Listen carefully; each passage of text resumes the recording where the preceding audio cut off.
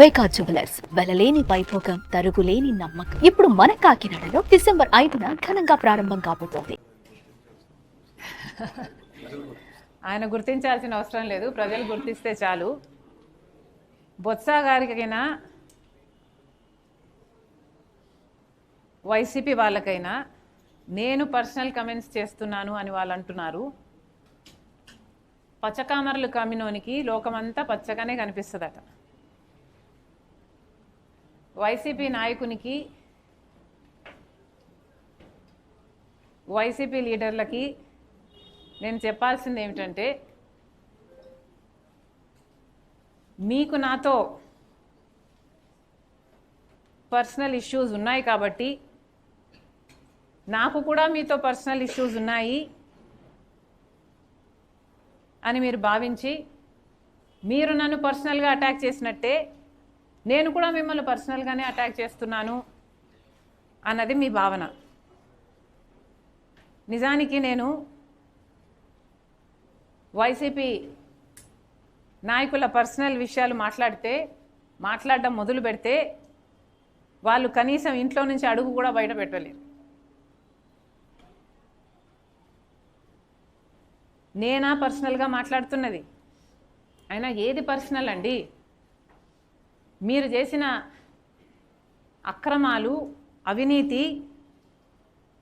ఎంత ఎత్తునున్నాయంటే, మీరు అధికారంలోంచి దిగిపోయిన 6 నెలలకు కూడా ఇంకా మాట్లాడినా తీరటం లేదు. ఏది పర్సనల్ అండి?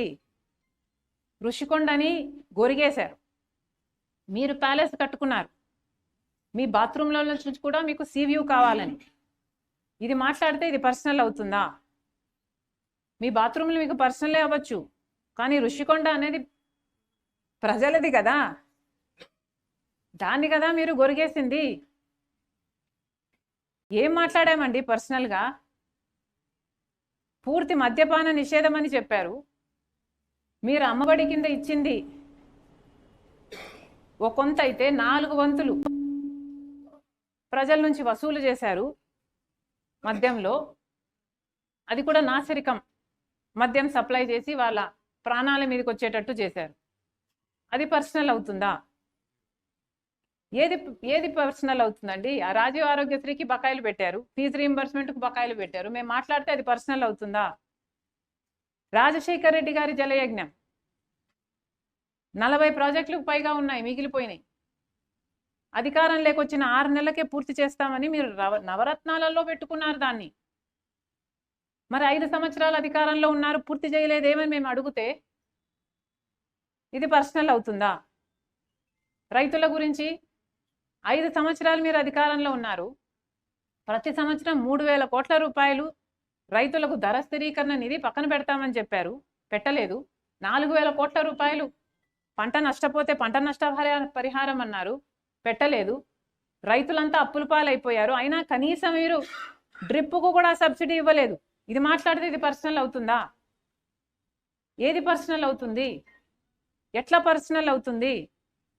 అదానీతో మీరు చేసుకున్న డీలు 1,750 కోట్ల రూపాయలని నేనేదో కనుక్కోలేదండి, అమెరికాలో కనుక్కున్నారు. అది మేము ఎత్తి చూపితే అది పర్సనల్ అవుతుందా? గంగవరం పోర్టు రాజశేఖర్ రెడ్డి గారు 30 సంవత్సరాలలో పోర్టు మళ్ళీ ప్రభుత్వం చేతుల్లోకి రావాలి అని ఉద్దేశిస్తే, మీరు మాత్రం అదానికి కేవలం 600 కోట్ల రూపాయలకు 9,000 కోట్లు విలువ చేసే ప్రాజెక్టుని, షేర్ని మీరు 600 రూపాయలకు కట్టబెట్టేశారు. 15 సంవత్సరాలు అయ్యేపోయింది, ఇంకో 15 సంవత్సరాలకు ఆ పోర్టు మళ్ళీ ప్రభుత్వం చేతిలోకి వచ్చేది.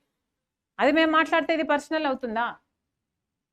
పోనీ ఏది పర్సనల్ అవుతుందో చెప్పండి. వివేకానంద రెడ్డి గారి గురించి మాట్లాడితే పర్సనల్ అవుతుందా? వివేకానంద రెడ్డి గారు ప్రజల మనిషి కాదా? ఎన్నిసార్లు ఎన్నికయ్యాడు?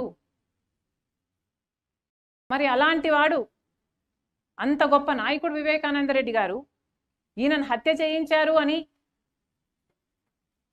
సిబిఐఏ అవినాష్ రెడ్డిని ఛార్జ్ షీట్లో చేరిస్తే, అలాంటి వాళ్ళని మీరు పక్కన పెట్టుకొని తిరుగుతున్నారని మేమంటే అది పర్సనల్ అవుతుందా? సోషల్ మీడియాలో మీ సైతాన్ సైన్యం చేత నా క్యారెక్టర్ అసాసినేట్ చేశారు. ఇది నేను మాట్లాడితే అది పర్సనల్ అవుతుందా? నన్నే కాదు కదా, ఎంతమంది మహిళలను, మిగతా లీడర్ల భార్యలను కూడా, వాళ్ళ ఇంట్లో ఆడవాళ్ళను కూడా మీరు అనలేదా? మరి ఇది సోషల్ ఇష్యూ కాదా? నా పర్సనల్ ఇష్యూ అవుతుందా?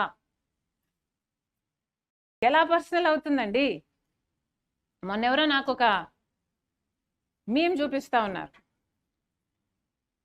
ఆ ఫోన్లో ఆ మీమ్ చూస్తే ఒకరు జగన్మోహన్ రెడ్డి లాగా మాట్లాడుతున్నారు. మా చిన్నాయనను నేను హత్య చేస్తే మీకేంటి నష్టం అని. మా చిన్నాన నేను చంపుకుంటా, నేను నరుక్కుంటా, మీకేంటి నష్టం?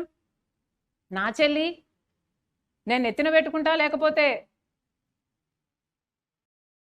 క్యారెక్టర్ అసాసినేట్ చేస్తా, మీకేంటి నష్టం? నా తల్లి కోర్టుకి ఈడుస్తా, మీకేంటి నష్టం? మా నాన్న సిబిఐ ఛార్జ్ షీట్లో చేరుస్తా, మీకేంటి నష్టం? మా చిన్నాన్న, మా చెల్లి, మా అమ్మ, మా నాన్న నేనేం చేసుకుంటే మీకే అని అడుగుతున్నాడు జగన్ రెడ్డి క్యారెక్టర్. ఏమనాలి? ఇది పర్సనలా? మీది sick mindset. That's what it is.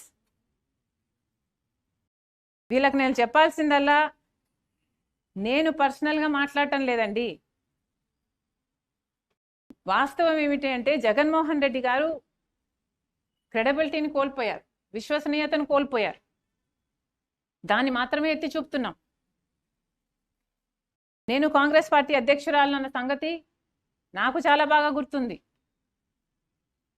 ప్రభుత్వ వైఫల్యాలను, చంద్రబాబు గారి వైఫల్యాలను, అలాగే అవసరమైతే ఇంతకు ముందు ప్రభుత్వ వైఫల్యాలను మాట్లాడాల్సిన అవసరం నాకుంది. నా విధి. నేను మాట్లాడతా. ఎంతవరకు మాట్లాడాలో అంతవరకు నేను మాట్లాడాలి. అది నా విధి. ఇంకా దాన్ని మీరు పర్సనల్ అంటే నేను చేయగలిగింది ఏం లేదు. That's your problem, not my. మేము వితండవాదం చేయటం లేదు. అదే చెప్తున్నా నేను. సబ్జెక్ట్ ఉంది కాబట్టే మాట్లాడుతున్నాం. అవినీతి చేసింది మీరు, అక్రమాలు చేసింది మీరు. మీ అవినీతిని బయట పెడుతున్నాం అంతే. తప్పంతా మీరు చేసి దాని గురించి మాట్లాడినందుకే మా మీద అంత కోపం అయితే ఇంకా ప్రజలకు మీ మీద ఎంత కోపం ఉండాలి? అందుకే కదా మీకు 11 ఇచ్చింది. సుమన్ టీవీలో మీ పర్సనల్ అండ్ బిజినెస్ ప్రమోషన్స్ కోసం కింది నెంబర్కి కాంటాక్ట్ చేయండి.